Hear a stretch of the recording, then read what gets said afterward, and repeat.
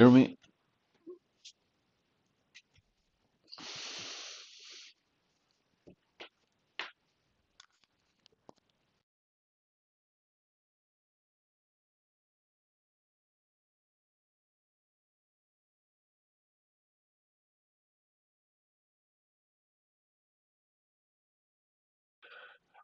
Hello. Let's stay a minute or two to see if there are more people gathering.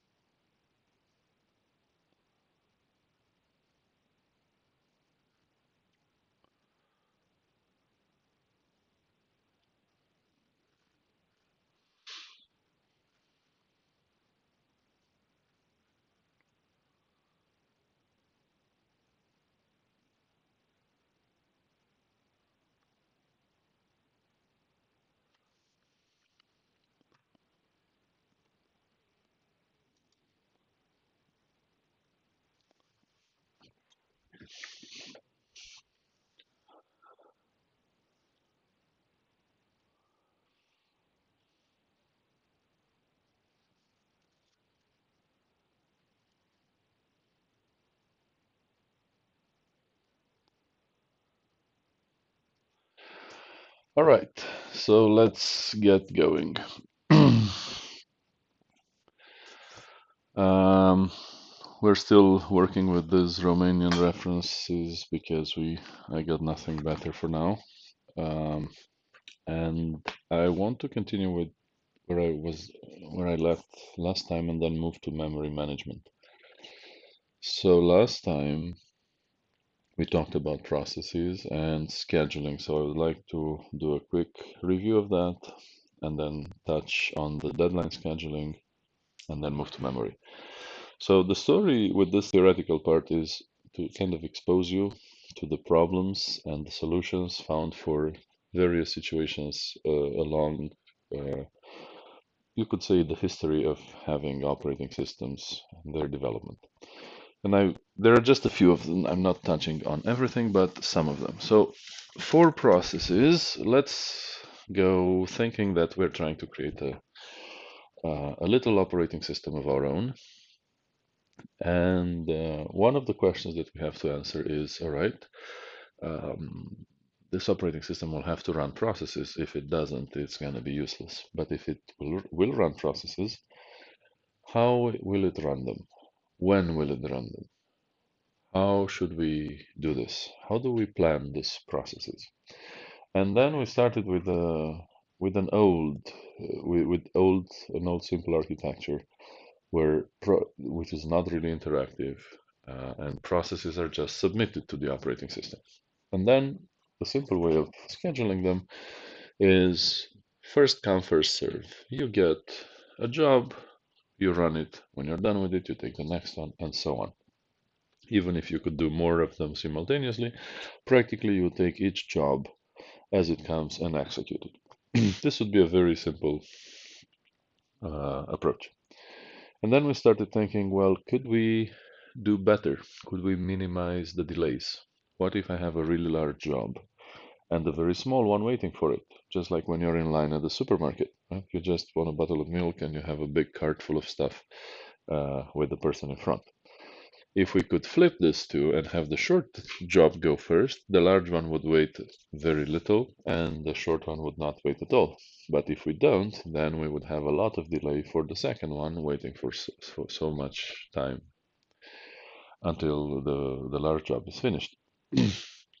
So with this would be an improvement, but then you would need to have some kind of estimate of the length of the jobs that you are dealing with. You would need to know how long they would take. And you would also end up with the risk of starving the larger jobs if smaller jobs keep sneaking in front of them, right? And then we came up with the idea of using priorities.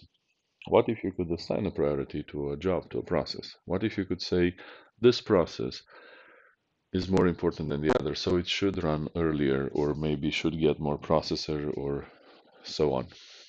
So priorities would somehow be also connected to the client. Maybe whoever gives the process would say this is a very important process, or we would say that based on our needs, this process needs to go faster, so let's give it a higher priority to get more resources and to finish earlier, right? So playing with these priorities, you can choose how much you could choose the resources that a process gets during its execution. But these are all, let's say, for the simple systems. If you bring in then the round robin scheduling, then you end up with something similar to what you have today. You have a scheduler that takes little quantas of times and gives them to the processes, and you can think that all the processes are in a circle, right? And you give the first one a quanta of time. When it's done, you take it off the CPU, you give it to the second. When it's done, you take it off, you give it to the next one. And you keep going like this round and round, and practically all processes progress almost simultaneously, but they kind of progress together. And if you mix this with priorities, then you could think of something like if a process has a higher priority, then it would get more quantas of time. Maybe get two quantas of time at a time, right? Two consecutive quantas, whereas one less with less priority would get less quantas, right? So this would be a way of doing a very simple scheduling. And with this, I moved to telling you about uh, a story about a robot that landed on Mars, the Pathfinder. So just search for that. I think the name of the story is What Really Happened to the Mars Pathfinder, a robot that landed on Mars and kept resetting itself.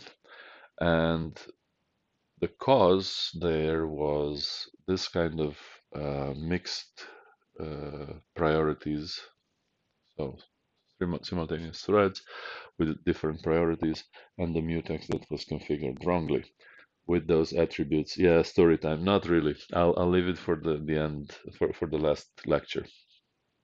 That's when I'll tell you what happened to this robot. So I invite you to read that. You will learn a lot about concurrency and synchronization. Now, once this was done, I stopped and I would like to touch on deadline scheduling. Deadline scheduling is something that you would meet very often in real-time systems. And just want to make sure that you're not confusing real-time systems with really fast systems. Yeah, a very fast system would apparently reply in real time. But when we talk about real-time systems, it's more about guarantees of a job finishing at a certain time. For example, if you want to write a controller for a robot, think of those robots in car factories. They're like multi-jointed arms that move and solder things here and weld things there and screw whatever there, right? So those robots just move around and they're controlled through electrical motors. And you'll have an operating system somewhere saying things like start that motor, stop that motor, start it, stop it, so that the robot goes where it should. Now, this function, this procedure that says start the robot, stop the robot, the engine, stop the engine, start it, stop it, this has to be called very frequently and at very precise moments in time. You call too early, the robot doesn't reach where it should. You call too late, the robot goes beyond that and maybe causes damage. So you need precise timing for it, and you need guarantees that if this job should run until that moment, it will. So this is where the deadline scheduling comes in. Now, what I'm giving you is here is the principle with this little robot control example. So let's suppose we have a bunch of jobs, and each of them have a duration and a deadline, right? So you would get jobs like this. Job A takes 3 units and it has to be done by 5. Job B takes 2 units and it has to be done by 9. Job C takes 7 units and it has to be done by 10, and maybe job D takes 1 unit and it has to be done by 3. Okay, so the question, and this is really a graph problem, the question is how do you order these jobs so that all of them meet their deadlines? So here I think we should go DA. Well, it is not gonna fit. BC is not gonna fit because 7 cannot really. So if we extend the deadline of 7 to 13, then it will work. Okay, so you just need to find the order in which this each of them meets the deadline. Now, if you cannot, then you have to come up with a solution that minimizes the delays, sort of summing up the delays and then minimizing them. So this is deadline scheduling. And with this, I will stop the part about processes and scheduling, and I will move to memory allocation. So the second part of what we're going to talk about is still, while trying to build a little operating system, still thinking of how could we solve certain problems. And the problem that we are tackling now is something like this. You have to run a process. In order to run it, you have to bring it to the memory. You're not going to run the process from the hard drive. You have to load it into memory. And the question is, where are you going to load it into memory? And then once you loaded it, how do you know where your variables sit in memory? You're very used to saying n equals 5, something like that, right? But where is n when you run the program? So before going to where do we load the process in memory, I would like to spend a little time talking about something called address translation, or if you want, variable location address translation. How do we know where our memory is, our memory locations are? So starting with the very first phase in which you write a program, you have source code, right? So in the source code, you refer to variables by name, n equal 5, right? And that's it. So, but this is not something that the computer can execute just like that. Then you go through a compiling phase. Now the compiling phase, and please be careful, this is pure compiling. GCC, when you give it your source code, does both compiling and linking, and it shoots out a binary, an executable. But pure compiling only takes the source code and transfers that into object files, .objs or .os on Linux. So from source to object files, in an object files, you would variables may or may not lose their name, probably not, but they will be referred by location within the object file. And then when you compile it and you make a binary out of it, then again, what will n be? Will it be a location in this file? Will it have a name? What will it be? It will most likely be a location in this file. But then when you load it into memory to execute it, where will n end up then? How will you refer to n? Whenever you said n here in the source, what will actually be n when your program is in memory? Okay, when your process is running. So this is one question that we need to solve when thinking of how to load programs in memory. Okay, we load them, but what do we do with all these addresses? The user will want to say a of 7 equal 9. Okay, well, where will a be in RAM, in the RAM memory? This is what we need to solve. So let's start with something very simple. Actually, before something very simple, let's have a hierarchy, like a set of categories, and based on those, we will start from something very simple. So we will play with this memory allocation, starting from very simple and old systems, but not necessarily all of them are old, until we reach something that looks like what we're using today on today's computers. So we will start first with single tasking computers, right? Sorry, operating systems. The next step is to move to multitasking operating systems. And then in this, we will have various ways of allocating memory. So one would be with fixed partitions. And of those fixed partition, we would look at the absolute flavor. Then we will also look at fixed partition, but relocatable. And then we will look at variable partitions. All right, so it's various ideas of how to solve this problem, and not only how to solve it, but you'll see that it really depends on the technology available. For the first case, the single tasking, the technology was very simple, but then as we need more and the technology advances hardware-wise, I'm speaking here, then we can do more things in with better performance, but they will also be more complex. And then we will need, sorry, all of these are real allocation, and I'll explain what that means.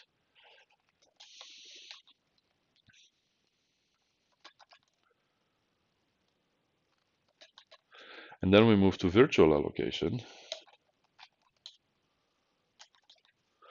which will be paged initially.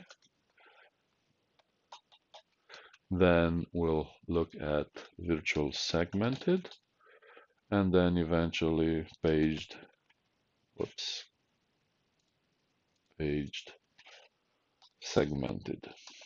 And with each of these steps, we will solve a problem.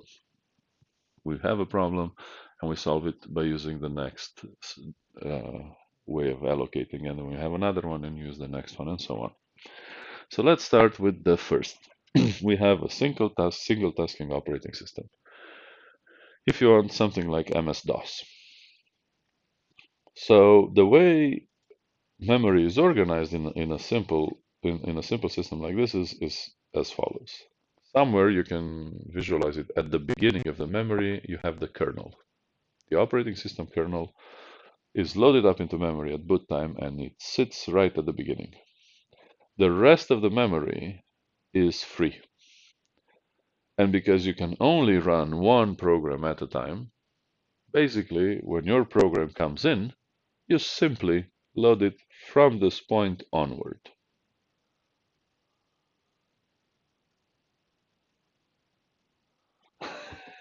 Well, this is besides the point. Let me go on with the theory. I'll answer about this later, okay, with the Linux and Windows thing. The point is not to like necessarily one or another. The point is to be able to do what you need to do. Um, so, uh, gosh, I should stop reading your comments because it just throws me off. Single tasking operating systems. You have the kernel, and then the rest of the memory is free. And you have only one process at a time, so you load it from the beginning as much as it needs, and then at the end there will be some unused memory. And it's really easy. That's how you load the process into memory. If you were to do it, this is how you would start. But then there is another question.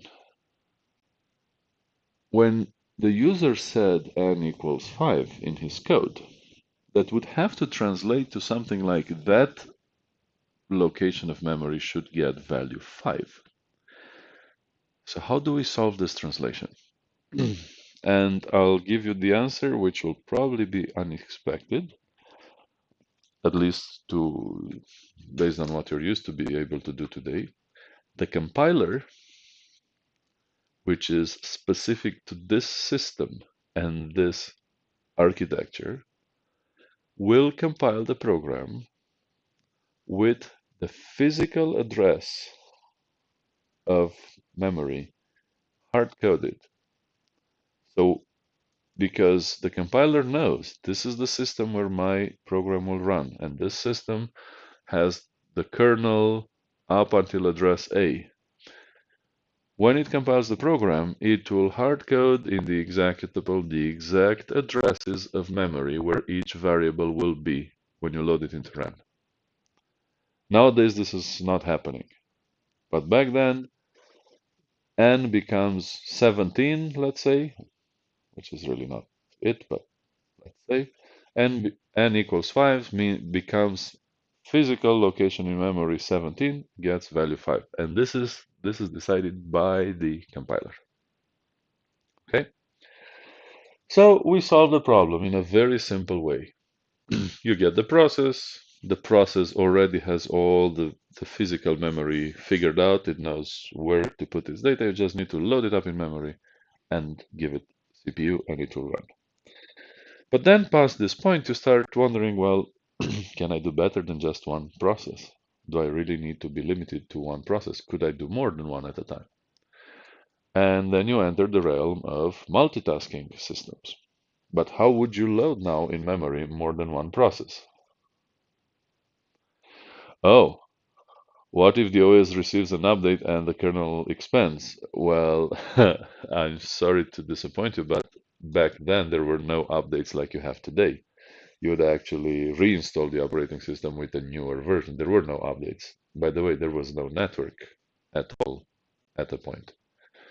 So when you would reinstall the operating system, you would get a new compiler who would know how to work with that new operating system. That's it. So we're a little back in time right now, where you would also be if you started now to write an operating system. I guess network updates would be the latest thing you want to think of. You first would want to get your things running. Yeah, it was really basic, and it would get it was even worse than that back then. But then life was slower, and people had a little more time probably. Nowadays, not so much. Okay, so let's see. We're moving to multitasking. So when I had a single process, I would load it up from the beginning of the free memory and it would use as much as it needed. But now if I have multiple processes, where do I put them in memory? Where do I load them up? And the simplest way to do it, again, we go with small step, is to say, oh, you want to run more than one process at a time? Fine. We'll split the memory in fixed size partitions.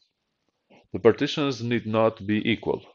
You can have smaller partitions and larger partitions, but they're fixed size. So with a very small change to our compiler, we can get this working.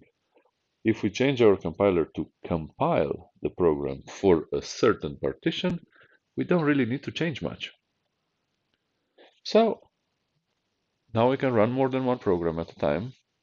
I mean, we solve the problem with where to load it into memory by simply compiling the program for a specific partition. So you would say compile VI for partition 2. So that means when VI would start up, it would go to partition 2, unless it was occupied by something else running in partition 2, which would be frustrating, but it's a reality.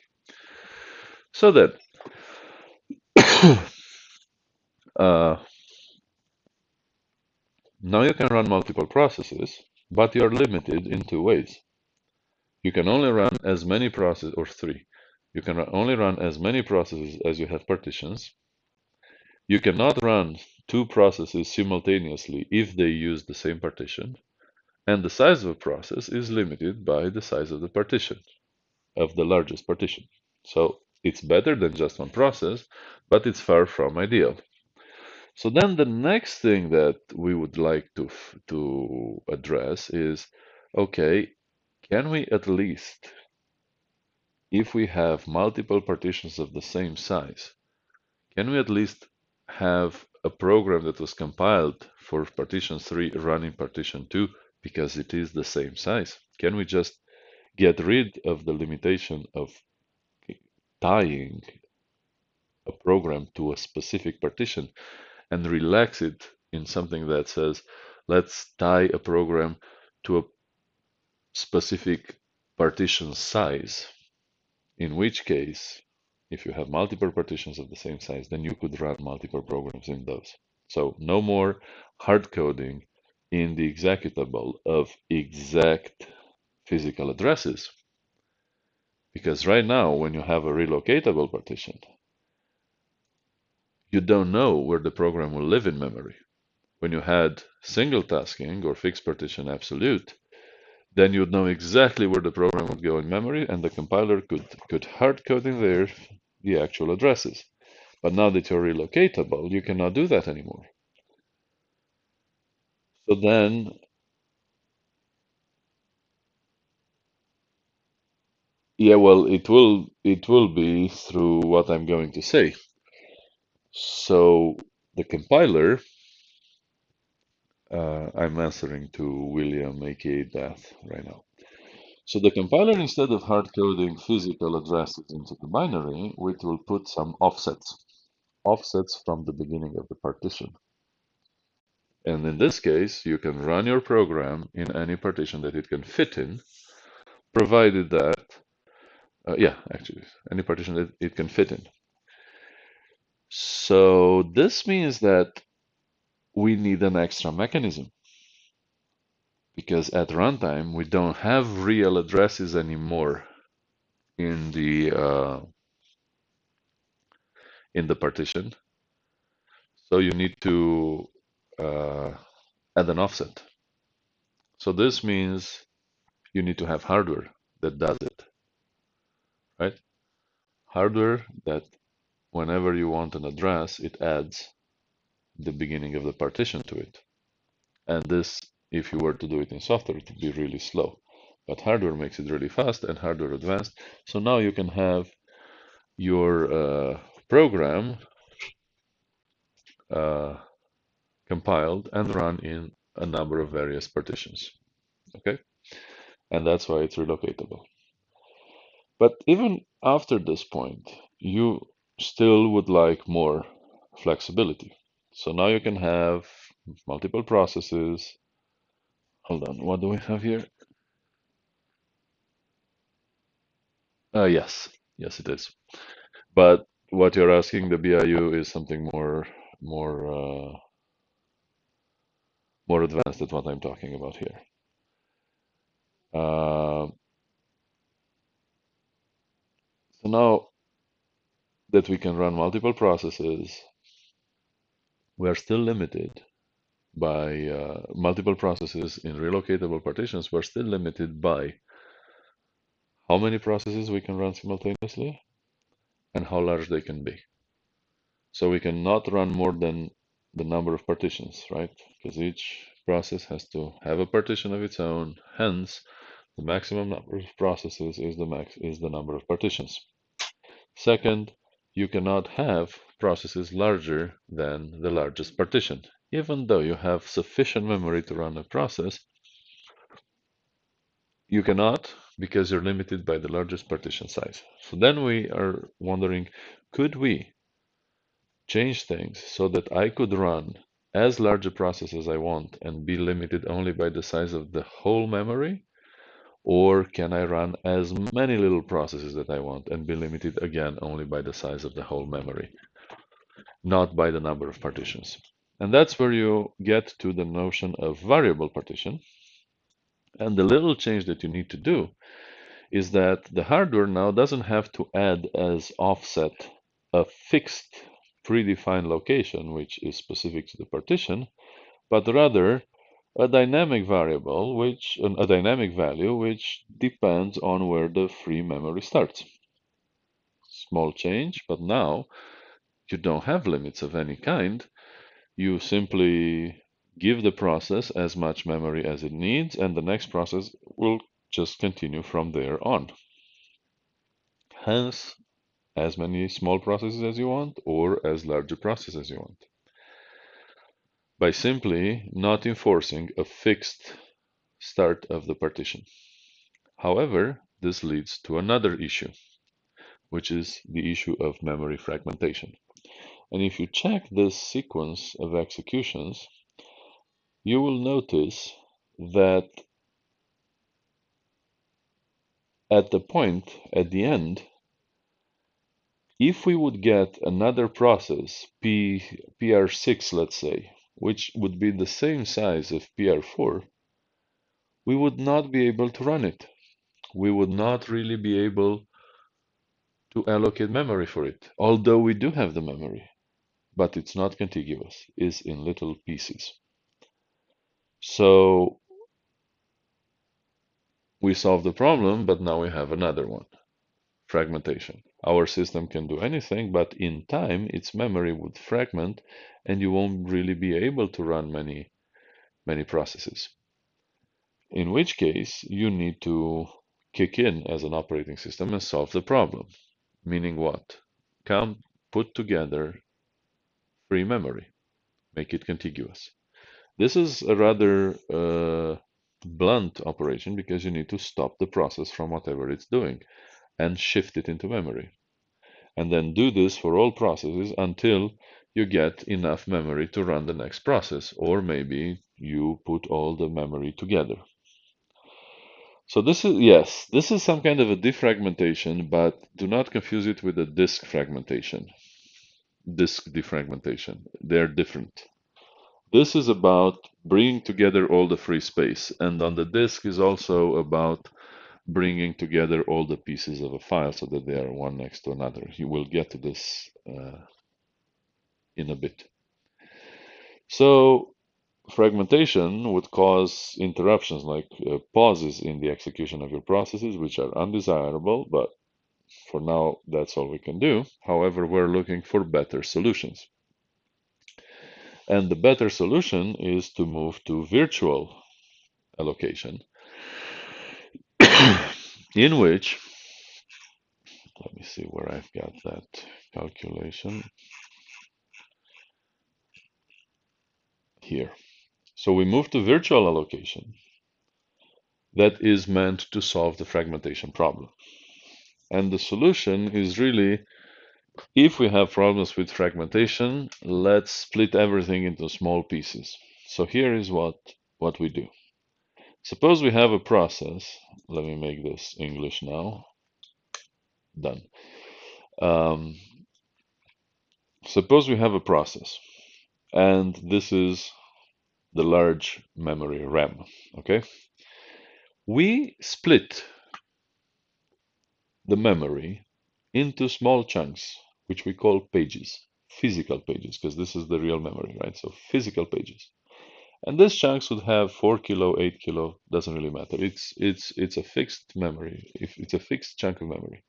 And we split the whole physical RAM into pages and we number them. We have here 256, 55, yeah, 256 pages numbered from 0 to 15, 16 to 31, 32, and so on. Okay? So we split the memory, not physically split it, but treat it as if it's made of chunks. Then, whatever process we may have, we also split it into pages of the same size, and we will call this virtual pages. And what we do now is we actually break one assumption that we had. The assumption that we have been running under until now is that a process needs to be loaded into memory contiguously. So until now, a process loaded into memory would have to sit something like this.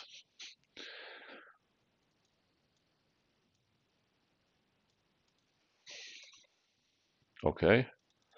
Or something like this.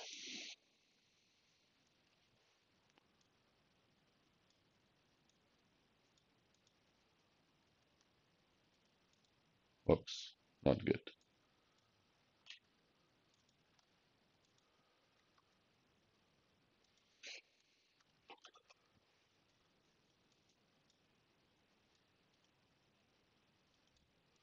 Okay, contiguously, right? Let's color them a little bit.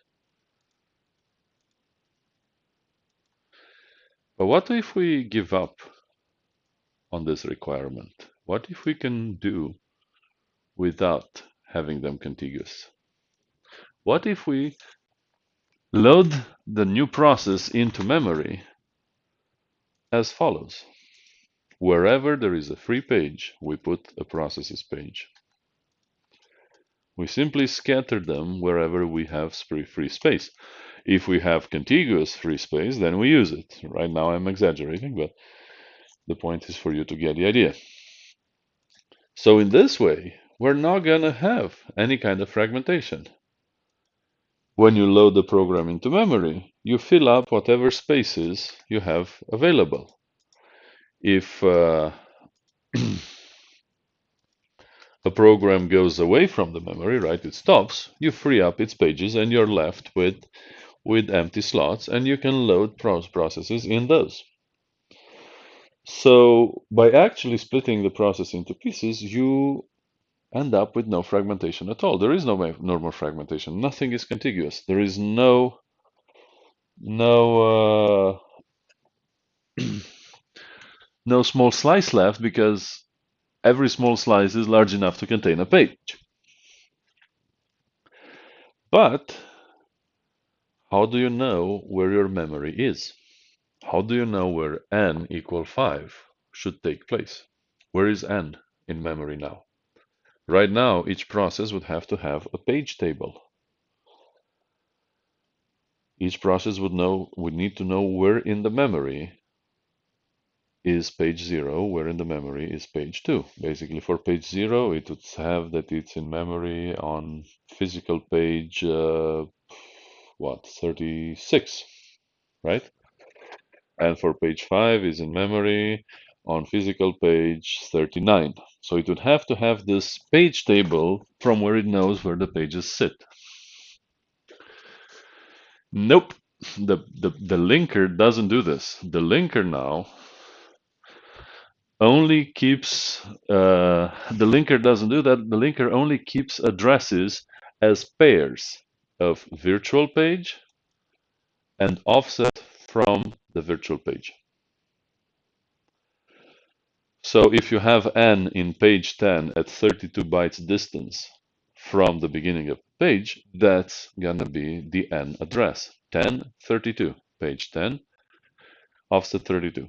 When you need to know where n sits in the physical memory, you're gonna go in the processes page table and figure out where in the physical, what's the position of page 10 in the real memory, and then you figure out that page 10 sits on physical page 43, which has its beginning at 43 times the size of the page, and then you add the offset to that. So n will be in memory, in this case, at 33 times the size of a page plus the offset, which is 32. Yes. Yes, each process would have this page table and is going to be accessible to the operating system. Furthermore, this calculation, if you do it in software, is going to be slow. Now it's not only just an addition, now you have a search. Let's say it's not going to be a search, it's going to be direct access by the page index. But you need to go into an array, get a value, multiply with the page size, add the offset, and that's your address.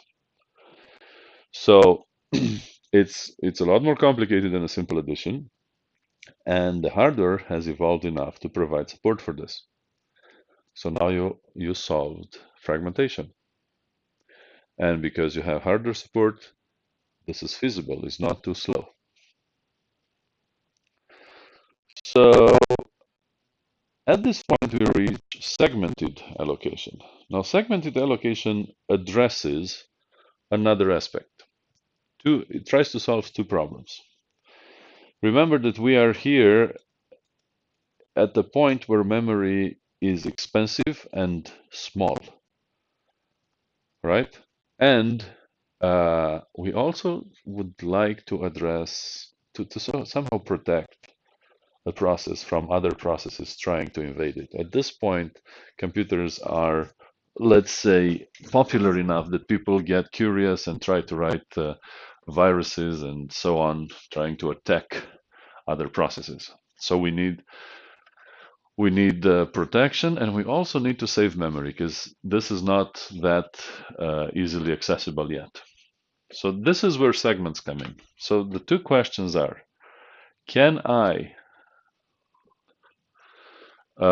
can I protect my process memory by grouping it together and saying this can be read by anybody, this is accessible only to me, and so on. Also, can I save memory by reusing areas of memory that would be the same across processes? For instance, when you fork, you make a copy of the parent.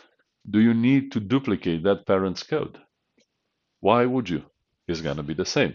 Do you need to duplicate that parent's constants? No, they are the same. So could we reuse them? And this is where segments come. You group code into segments, you assign permissions, and then you don't need to duplicate it. Let's think differently.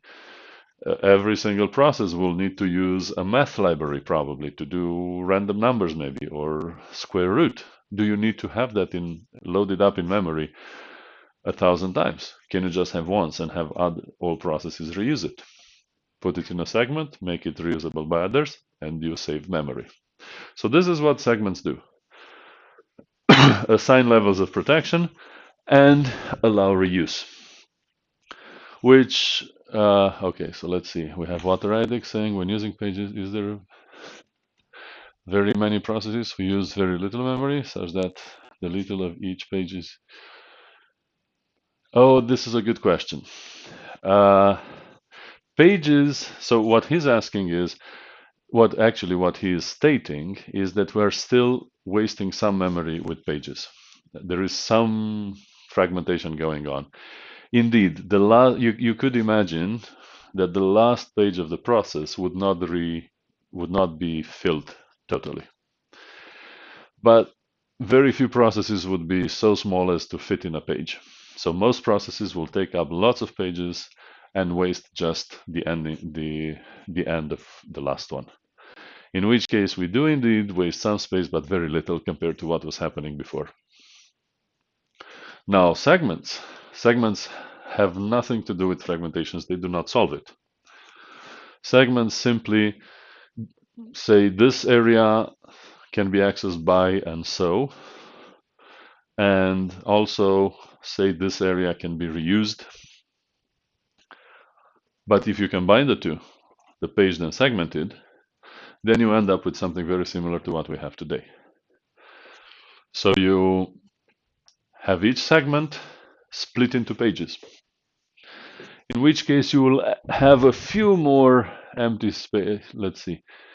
You have a few more pages that are not filled up because now each segment would have its own page that is not fully used. So let's say you can have this segment, right? And then you can have this one here.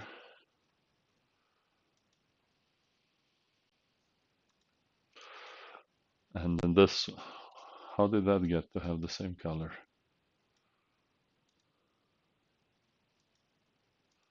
Right, and then you have this one, right?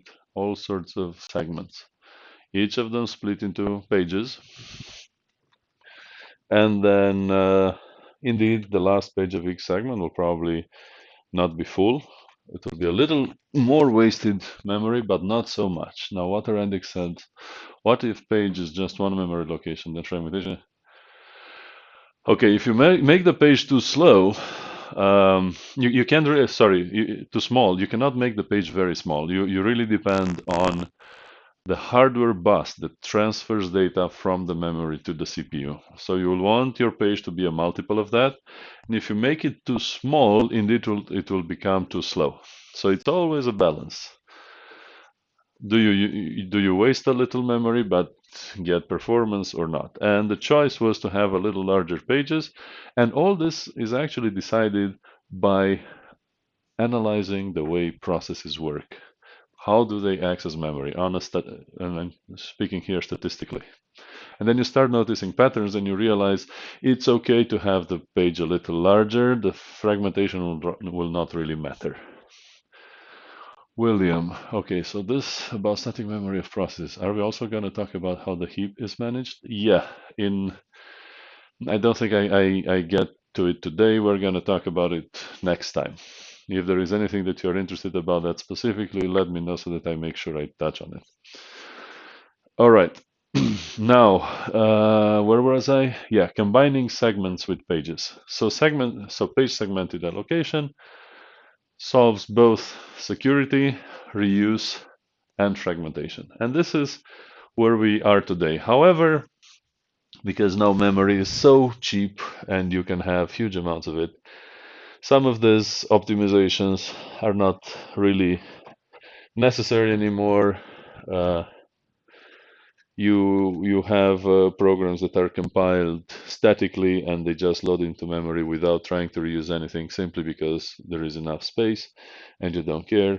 Yet, in some cases, you still benefit of memory saving using all these techniques. All right, so this was about allocating memory when you load when you start a process. The next question, oh, by the way, before I go on, the calculation of the address in the segmented paged in the page segmented allocation is more complicated because now each process would have to have a list of segments, and each segment would have to have a list of pages. So when you have a variable, right, the location, it would be actually described by three values: which segment, which page, and what offset from the beginning of that page. So now you have to do a little more calculation every time you want to access memory, and that's pretty much every time, uh, by looking into the table segment process segment in the processes segment table and figure out where that segment's page table is. Go to the page table of that segment, figure out where the virtual page is in there, get its real memory address, do multiplication with the page size, then add the offset of the variable. So now it's a three-step process. It's more complicated. It looks kind of like this, the translation of the memory. You get the beginning of the segment, you add the page number within the segment, you multiply with the page size. This should be power here to the k, and then you add the offset, and then you're done. So address calculation more complex. All right, next step is still about loading a process. So we went through a number of it. We iterated through a number of solutions to the question of where do I load my program in memory, and we went from the very simple to the very performant. But now the next question is actually the next thing to challenge is if we actually need to load the whole process in memory from the very beginning. I kind of let that slide. I didn't really address it.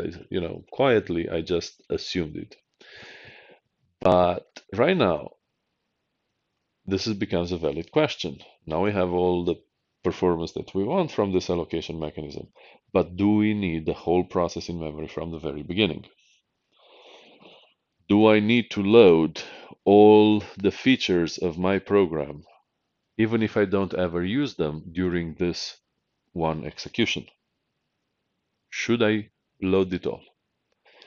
So now here there are three options. You load the whole thing from the very beginning. Benefits: once it's loaded, it will go really fast because everything is in memory. Downsides: startup is a little slower, right? It's going to be slower because you have to load the whole thing. And you're going to waste memory simply because you fill up with stuff that you're not going to use.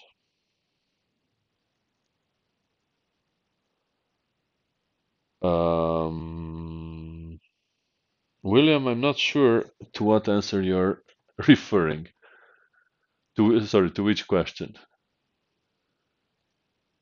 Is the different types of linking? To which question? You asked me if we're going to talk about heap, and I said we would, but not yet. And now you're referring to a question which I'm kind of lost. Please clarify. So again, you load everything from the beginning.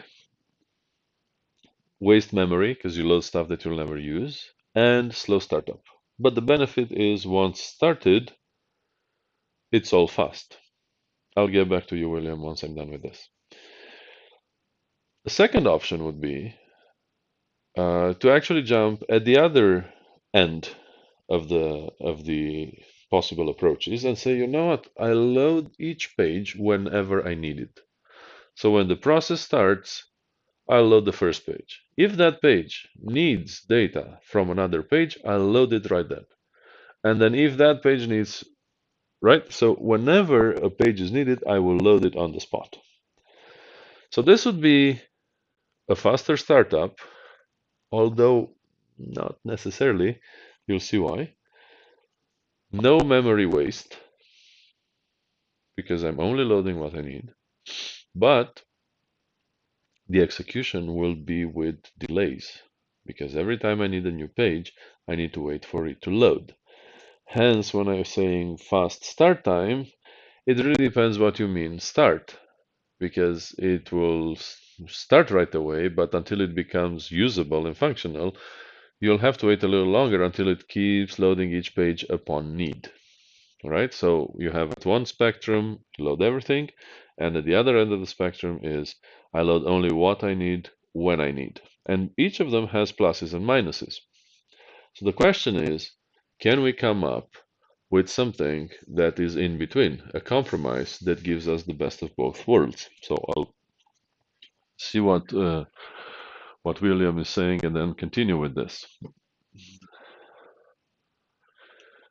Oh, uh, well, the linking is the same. I'm not really sure what you're thinking about with the linking. The linking will generate an executable. The linking will be responsible of storing in that executable the data by pages and store the addresses of everything as pair of page and offset. That's all. That's all the linking does. When you start the process up, then the operating system takes the pages, puts them into memory wherever it's needed. And this is where we solve now. What will the operating system take of those pages? All of them or only some of them? And based on what rules? Oh, no, no, no. Oh, this is what you're thinking. No. Oh, I got it. Sorry. Okay, so static linking means that you take everything, all the code that you need, and you put it into one executable. Dynamic linking means that you refer other pieces of software like DLLs or SOs as they are in Linux, and those get loaded only when you need them. This is not what I'm talking about. This is strictly about your executable. Whatever gets linked statically, that, do you need to load the whole thing into RAM or not? Now I think I got it, William. So the fact that your program um, explicitly loads a DLL at runtime, that's your choice. That's the developer's business. I'm here playing from the operating system perspective, who doesn't know what's in that program.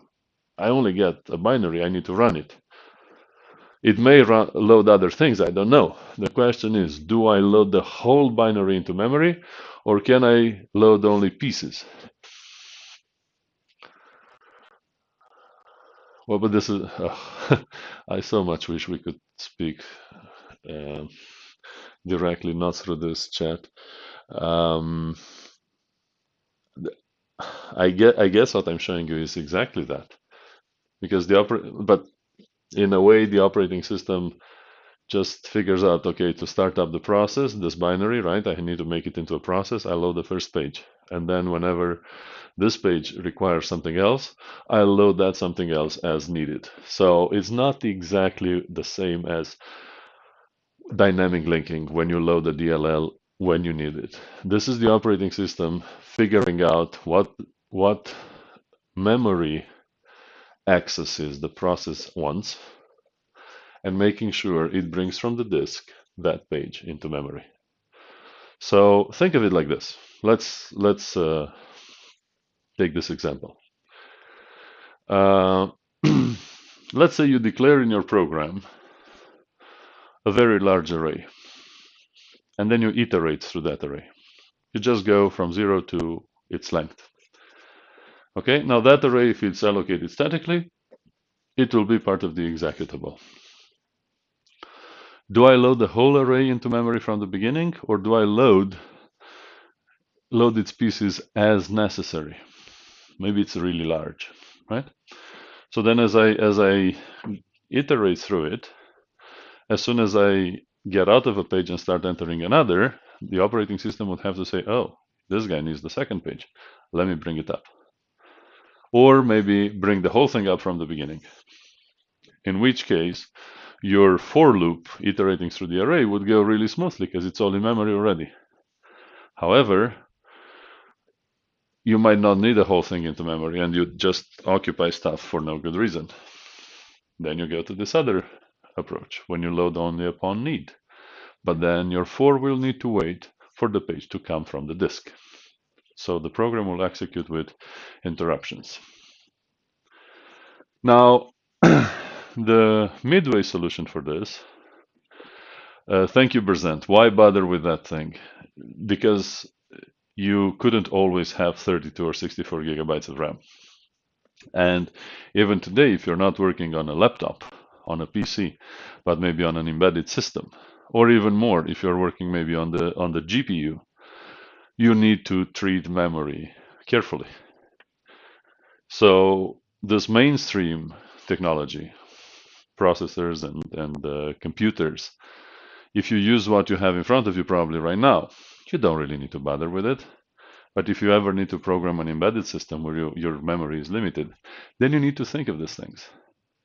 If you program on the GPU, you'll need to actually count the number of bytes your kernel is using, or else it will degrade performance. So what I'm showing you, it's an old concern, but it becomes actual in other areas, not necessarily the area of mainstream computing, like you're used to use. Okay, so let's get to this. Where the heck is it? It's somewhere here. Any day now.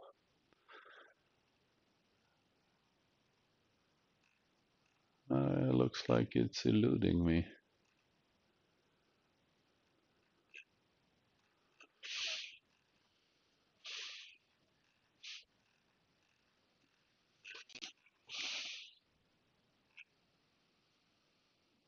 All right, I'm lost in this. What the heck is going on?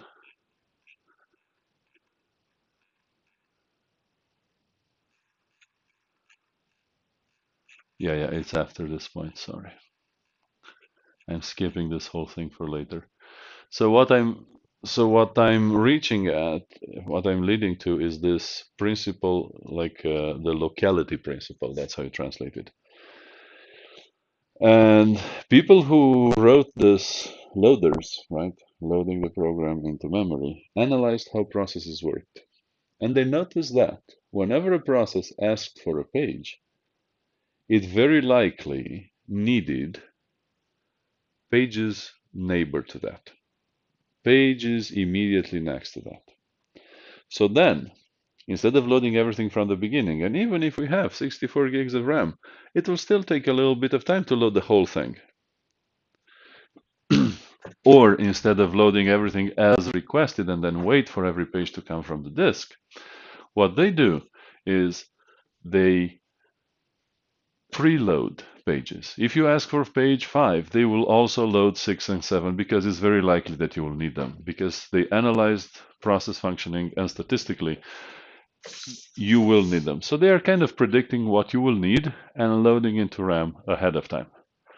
If you're going back now to my example of iterating through a very large array, as soon as you hit page 1, the operating system will assume correctly that you'll also need page 2 and 3, and you will nicely, through your iteration, reach page 2 and then page 3. So this prediction is correct. Sometimes it will not be.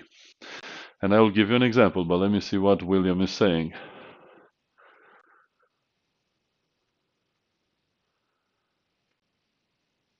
Well, but the process initially will have code, quite a lot of it. Just take any just look at your browser. It will have a few megabytes of code. Look at the database. It will have a few megabytes. Not all the features in that code will always be needed. Should I load the whole thing or not? And if you want to leave